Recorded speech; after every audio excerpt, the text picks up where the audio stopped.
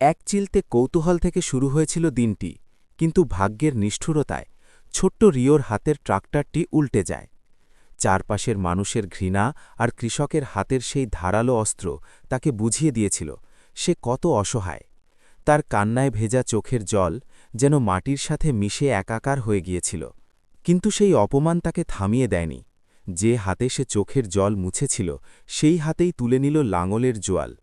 প্রখর রোদে পুড়ছে শরীর, হাঁটু সমান কাদা আর পানি, তবুও সে দমে যায়নি। ছোট্ট পায়ে কাদা মারিয়ে সে একাই চারা রোপণ করেছে, যেন প্রতিটি চারার সাথে নিজের সম্মানকেও বুনে দিচ্ছিল সে। সময় বয়ে যায়। রিওর নিঃস্বার্থ পরিশ্রমে মাঠ ভরে ওঠে সোনালি ফসলে। নিজের ছোট্ট শরীরে কুলিয়ে ওঠা সবটুকু শক্তি দিয়ে সে ধান কাটে। ধান মাড়াই থেকে বস্তায় ভরা সবই করেছে একা। তার প্রতিটি ঘাম ছিল এক একটি নীরব প্রতিজ্ঞা। সবশেষে যখন এক বিশাল ফসলের গাড়ি নিয়ে রিও গ্রামের পথে ফেরে, তখন সেই রাগী কৃষক আর গ্রামবাসীরা থমকে দাঁড়ায়। তাদের চোখের ঘৃণা আজ শ্রদ্ধায় পরিণত হয়েছে। রিও প্রমাণ করে দিল শরীর ছোট হতে পারে, কিন্তু ইচ্ছাশক্তি আর বুক ভরা জেদ থাকলে পৃথিবীর কোনো বাধাই বড় নয়।